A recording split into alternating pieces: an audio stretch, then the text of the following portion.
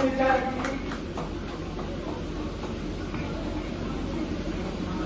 हरपाल में इस बेहद खूबसूरत और सामाजिक सुधार के कार्यक्रम में आप लोगों ने मुझे यहाँ पर बुलाया। मैं तहे दिल से शुक्रिया अदा करना चाहती हूँ आप सभी का, खासतौर पर जो गोवा फाउंडेशन की तरफ से जिन्होंने इस काम की शुरुआत की, और साथ ही हमारे बहुत ही काबिल जाबाज हमारे प्रधान जी, अभी उनसे बात हो रही थी तो बता रहे थे सब इंस्पेक्टर की जॉब छोड़ के उन्होंने समाज में शिक्षा के लिए वो बहुत काम कर रहे हैं। तो आपका बहुत बहुत धन्यवाद, आपको शुभकामनाएं। और सबसे पहले माफी चाहूंगी कि थोड़ी देर से हमारे प्रोग्राम 12 बजे का था, लेकिन कुछ अधिकारियों से मिलने का समय उसी वक्त का मिला तो यहाँ आने दे दी।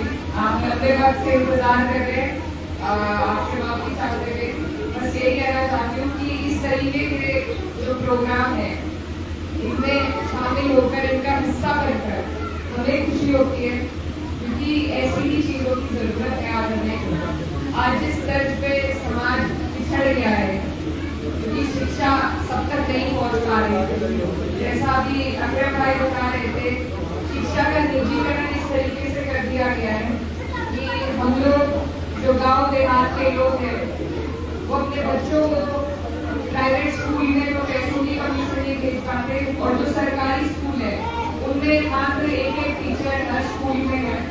उसके अलावा ना कोई और टीचर सरकार बढ़ाती है, ना कोई और प्रावधान बढ़ाने का काम कर रही है। इससे नुकसान आपका और हमारा है। अगर हम लोग, और ये भी बात बिल्कुल ठीक है, एक बार बच्चों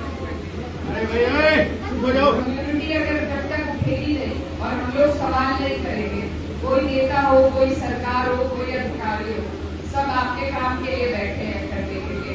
उनसे जब तक हम अपने अधिकारों की मांग नहीं करेंगे तब तक हमें हमारे बच्चों को उनके भविष्य के लिए ना तो सही से शिक्षा मिल पाएगी ना स्वास्थ्य मिल पाएगा। तो इस तरह की जो शुरुआत है एक गाँव के स्तर पे, ये बहुत ही काबिले तारीफ है। खासतौर पर यहाँ पर हर समाज की महिला बैठी है, तो वो देखकर बहुत अच्छा लगा कि भाईचारा जो है वो हमारी महिलाओं में इतने और होना भी यही चाहिए। हम लोगों को जो सरकार काम नहीं करना चाहती वो लोगों को धर्म के जाति के आधार पर लड़ाती है, क्योंकि जब एक लड़ाई आपस में रहेगी तो कोई भी सवाल नहीं पूछेगा, कोई इस तरीके से इकट्ठा नहीं बैठेगा। तो ये बहुत अच्छी बात है अगर हम लोग सब अपने मौलिक नैतिक अधिकारों के लिए इकट्ठा हो, एकजुट हो और फिर सवाल करें, चाहे हम हिंदू हैं या मुस्लिम हैं, चाहे हम दलित हैं, पिछड़े हैं, गुर्जर हैं, जाट हैं। आप ये बताइए हमारे बच्चों के पढ़ाई के लिए, उनकी शिक्षा के लिए क्या आपने इंतजाम किए, तब जाकर सरकार मजबूर होगी काम करने पर। अगर हम आपस में लड़ते रहेंगे तो उनका एजेंडा सफल होगा। तो इसलिए ये बहुत अच्छी बात मुझे सबसे ज्यादा यहाँ पर लगी, क्योंकि बच्चे किसी के लिए शिक्षा सबको चाहिए, स्वास्थ्य सबको चाहिए, और इन चीजों की जगह अगर हम सिर्फ शिक्षा और स्वास्थ्य की लड़ाई लड़ेंगे तो आपका और हमारा भला होगा। मैं ये भी कहना चाहती हूँ कि किसी भी ऐसे नेता पर यकीन न करें जो धर्म के आधार पर बात करे, और किसी धर्म गुरु पे यकीन न करें जो राजनीति की बात करे, क्योंकि ये दोनों चीजें लगातार होती हैं। हम बात करेंगे जो काम मेरा है, मेरे अधिकार के तहत आता है, उसमें मुझसे सवाल होना चाहिए, जो प्रधान जी के अधिकार में आता है उससे सवाल होना चाहिए, तभी हमारा समाज आगे बढ़ पाएगा। और ये जगह जैसा मालूम पड़ी ये ग्राम समाज की जगह है, तो मुझे लगता है कि इससे ज्यादा सदुपयोग इस जगह का प्रधान जी और हो नहीं सकता था कि हमारे बहनों के लिए ये एक ऐसी जगह बन जाए, सुरक्षित जगह, वहाँ पर निःशुल्क तरीके से आप लोग आकर एक पढ़ाई का माहौल पैदा करे गाँव में, जिसमें हर समाज की बेटी, हर वर्ग की बेटी बैठकर अपने भविष्य के बारे में सोच विचार कर सके, कुछ ना कुछ तैयारी कर सके। और आजकल ऐसा बिल्कुल नहीं है कि अगर कोई इंग्लिश मीडियम में पढ़ा है वो ही आगे बढ़ेगा, या कोई विदेश से पढ़ के आया है कोई आगे बढ़ेगा। अभी यूपीएससी का रिजल्ट आया और हमारे इलाके की कई लड़कियां यूपीएससी में जिन्होंने IAS के तरफ के जिन्होंने एग्जाम पास किया है, लड़कियों के साथ साथ कई लड़के भी हैं, लेकिन मैं हमेशा लड़कियों की बात पहले करती हूँ। थोड़ा खुद की तरफ झुकाव ज्यादा होता है, क्योंकि हमारी बात अगर हम नहीं करेंगे और कोई करने वाला नहीं है। हम बहुत कम महिला सांसद है, बहुत मुस्लिम महिला सिर्फ 2 है और वर्ग की महिलाएं भी कम है। तो हमारी भागीदारी, हमारी हिस्सेदारी जब तक नहीं होगी तो हमारे लिए कोई आवाज उठाने वाला नहीं है। एक नियम लाया गया है जिसमें महिलाओं को रिजर्वेशन दिए, लेकिन अब तक लागू नहीं हुआ है। तो हमें भी एकजुटता जब तक हम इस तरीके से नहीं बनाएंगे, हमें भी हमारे अधिकार सिर्फ कागजों में मिलेंगे, असलियत में नहीं मिलेंगे। तो बहुत जरूरी है कि महिलाएं अपनी आवाज उठाना खुद सीखें, अपनी लड़ाई लड़ना खुद सीखें। और एक प्रथा और चलती है कि प्रधानी में अगर कोई सीट रिजर्व हो जाती है तो उसमें भी एक ऑर्गेनिक लीडरशिप हमें खड़ी करनी है। जरूरी नहीं है किसी राजनीतिक घराने से लोग निकल कर आए।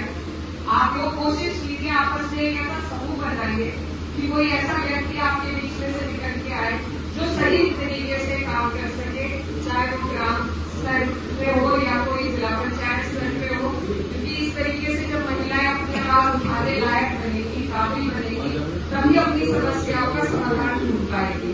इनके सिर्फ चूल्हे तक महिलाएं आज सीमित नहीं है, लेकिन चूल्हे की समस्या सबसे ज्यादा महिला समझती है। तो उस समस्या का समाधान अगर कोई करा सकता है, आटे दाल का भाव अगर कोई सरकार से सही तरीके से पूछ सकता है तो वो महिला है। तो इसलिए आप लोग अपने बीच में से लीडरशिप पैदा कीजिए, जागरूकता जिस तरीके से तैनात कर रही है, बहुत अच्छा लगा और बहुत अच्छी ये मीटिंग यहाँ पर हो रही है। इसको इसी तरह आप चलाइए। और मैं ये भी कहना चाहती हूँ, क्योंकि हम सब एक व्यक्ति कोई भी काम नहीं कर सकता, जरूरी है कि सब एक दूसरे की राह को आसान करें। तो आप समाज के लेवल पे जो कर रहे हैं ये बहुत बड़ा काम है, ऊपर वाला आपको इसका अजर दे। और आप इस गांव के साथ साथ आप आसपास के गाँवों में भी प्रयास कीजिए। बहुत से ऐसे लोग हैं प्रधान जी के जैसे जो सामने आते हैं, मदद करते हैं, रास्ता खोलने का काम करते हैं। तो उन लोगों का सहारा लेकर, उनकी सहायता लेकर आगे बढ़े और इसी तरीके से हमारे समाज की बहनों को जोड़े। मेरी तरफ से जहाँ मुझे मिलाएंगी, मैं इसी तरीके से प्रोग्राम कोई छोटा बड़ा नहीं होता, प्रोग्राम इसी तरीके के जो है सामाजिक सुधार है वही सबसे अच्छे होते हैं। तो आप जहाँ बुलाएंगे हम भी वहाँ पर उपस्थित होंगे।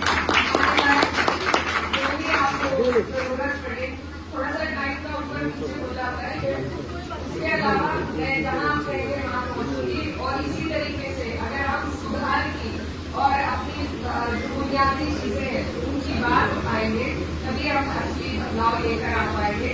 इस मामले में कभी कभी हमारा भी ध्यान पे अधिकारियों में इधर भटक जाता है। तो ये आप जैसे लोग हैं जो हमें इस रास्ते पर लाने का प्रयास करेंगे और आपके प्रयासों के साथ हम खड़े हैं। आपको बहुत बहुत बधाई, बहुत बहुत शुभकामनाएं।